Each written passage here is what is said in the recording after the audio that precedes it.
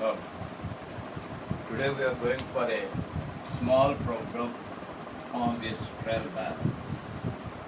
Okay, this is the particulars that we are having regarding this problem. Now we are going for the solution, that is trial balance solution. When we go for this trial balance solution, okay, I told you that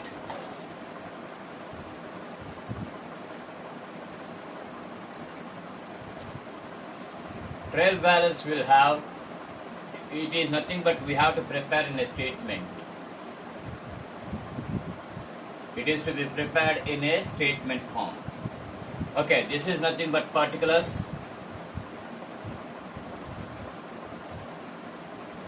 This is debit amount in rupees and credit amount in rupees. Okay. Now, these are the particulars, these are the items that we come across and where they will appear. One by one we'll see, and we have to see whether the trial balance is tallying or not. First one by one I am taking the figures. One by one I am taking the figures. First one is capital. Capital will always show a credit balance. Capital will always show a credit balance, that is 16,800. Okay, next, drawings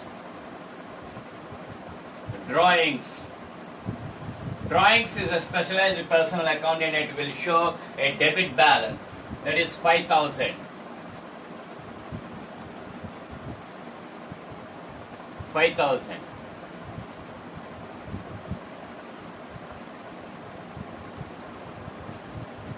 Okay, drawings 5,000. Next, opening stock. Opening stock is always will always show a debit balance, that is 21,000. Next, purchases. Purchases is nothing but a loss to us, that is we are spending the money, so purchases will always show a debit balance, 36,000. Okay, next, sales will always an income giving aspect, so it will appear on the credit side. Sales 72,000. Next, discount allowed is nothing but a loss to us, so it should be shown on the discount. Okay, discount allowed.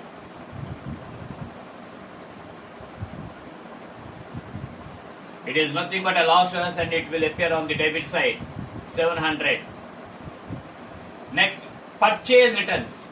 Here, purchases they are appearing on the debit side, whereas the purchase returns, that is we are getting the goods. We purchased the goods and we are returning. When they are not in good condition, we are returning. So, purchases they are appearing on the debit side and purchases returns they will appear on the credit side. And this purchase returns, we can also call that thing as returns outwards. Purchase returns. It will appear on the credit side. Purchase returns 2,000. Next, sales returns.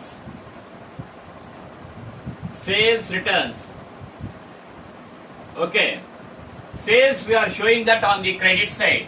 So, sales returns will appear on the debit side because some of the goods which we sold, they are coming back to us.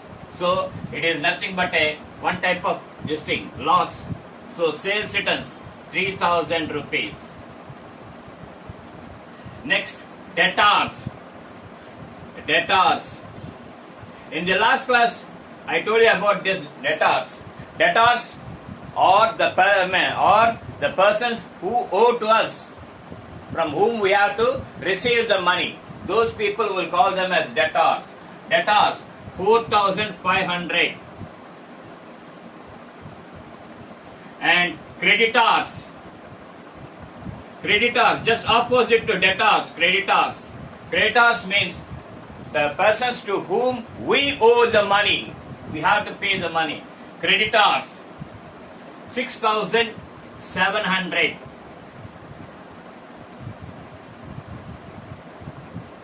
Okay, 6,700. Wages. This is nothing but one type of expenditure. So wages, they will appear on the debit side, 1,200. Next, cash. Cash is an asset. Okay, 26,100. Like this, we have to prepare the trial balance. We have to write the particulars and debit amount and credit amount. Okay, so according to the nature, according to the accounts that we come across on debit side as well as on credit side, we prepare. Now we have the total. When the total of the trial balance, when it shows equal amount, then we can say the trial balance is tallied. Suppose if there is any difference, then we have to see which side the difference arises. And on that side, we have to keep the difference and we have to transfer to a separate account known as suspense account. Now, when you total this,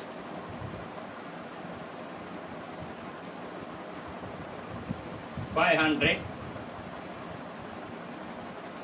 okay?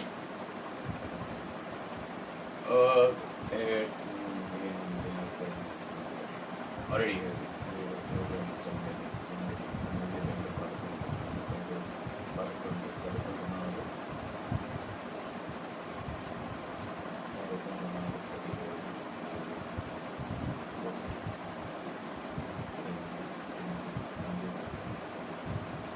The total is 97,500. Now we have to see this side.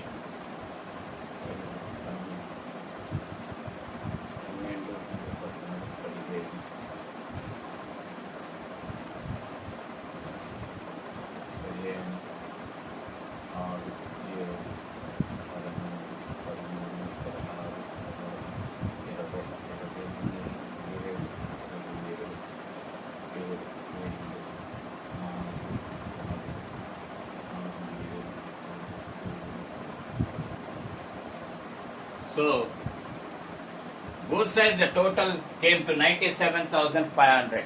Like this, whenever we come across, we can say that the trial balance is tallied. Okay. So, whenever you come across any difference, either on debit side or on credit side, that difference you have to show and you have to transfer to a separate account known as suspense account. And that suspense account, it shows that there are some mistakes. Some mistakes arise when we go for journal entries or ledger postings or in this totalings. Okay. Now in Telugu. ఇక్కడ కొన్ని అంశాలు రాశారండి. మూలధనము, సొంత వాడకాలు, ప్రారంభపు సరుకు, కొనుగోళ్లు, అమ్మకాలు, discount allowed, ఇచ్చిన డిస్కౌంట్, అలాగే కొనుగోలు వాపసులు, అమ్మకాల వాపసులు, రుణగ్రస్తులు, రుణదాతలు, వేతనాలు, నగదు. నేను గత క్లాస్లో ఇచ్చిన దాని ప్రకారం మనం ఏం చేస్తున్నామంటే డెబిట్ అంశాలను డెబిట్ వైపు, క్రెడిట్ అంశాలను క్రెడిట్ వైపు మనం వేసి చూపించాలి. ఫస్ట్ క్యాపిటల్ క్రెడిట్ వైపు కనిపిస్తుంది కాబట్టి క్రెడిట్ బ్యాలెన్స్ కాబట్టి 16,800 క్రెడిట్ సైడ్ వేస్తాను. డ్రాయింగ్స్ క్యాపిటల్కి ఎప్పుడు ఆపోజిట్ గా ఉంటుంది డ్రాయింగ్. సొంత వాడకాలు ఎప్పుడు డెబిట్ బ్యాలెన్స్ నిల్వలను చూపిస్తుంది కాబట్టి డెబిట్ సైడ్ చూపించాను. అలాగే ఓపెనింగ్ స్టాక్ ప్రారంభపు సరుకు అంకణాలు డెబిట్ నిల్వ చూపిస్తుంది కాబట్టి డెబిట్ వైపు వేసాం. పర్చేజెస్ కొనుగోళ్లు ఇవి కూడా మనకి ఒక విధంగా ఖర్చు కాబట్టి మనం డెబిట్ వైపు చూపించాం. అలాగే అమ్మకాలు ఇది మనకి ఆదాయం చేకూరుస్తుంది కాబట్టి అమ్మకాలను క్రెడిట్ వైపు చూపించాం. ఓకే. డిస్కౌంట్ అలౌడ్, ఇచ్చిన డిస్కౌంట్ మనకి లాస్ కాబట్టి డెబిట్ వైపు కనిపించింది.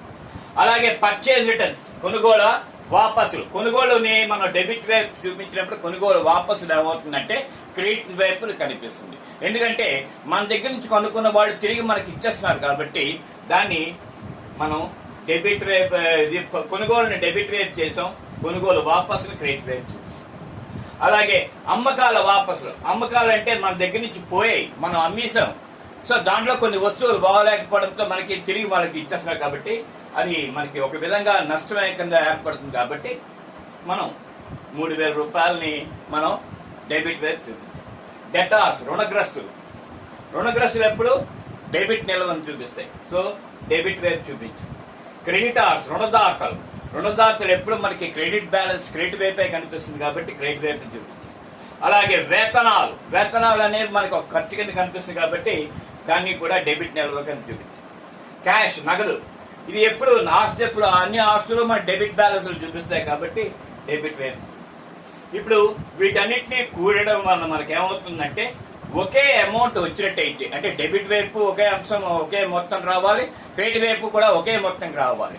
అలా వచ్చినట్టయితే ఆ అంకణ సరి అయినది, దాన్ని అది మనకు కావాల్సిన విధంగా మనకు వచ్చింది అని అర్థం. ఏ మాత్రం తేడా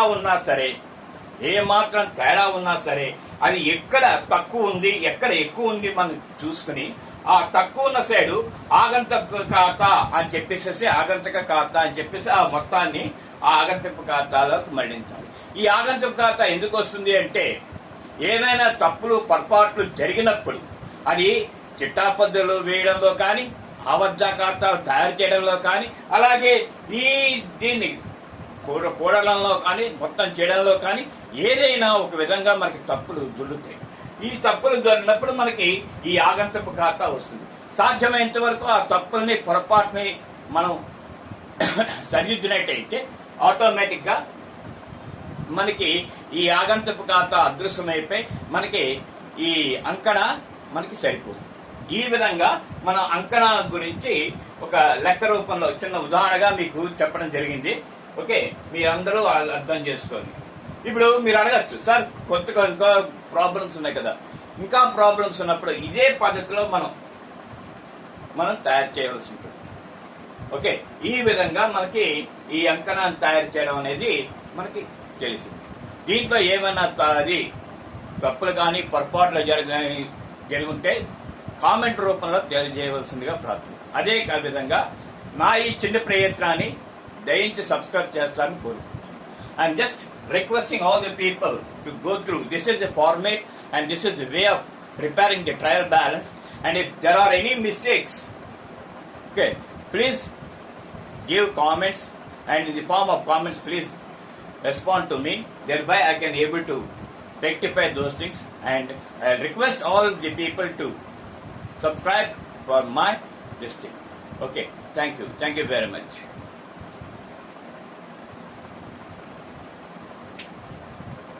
Okay, thank you very much.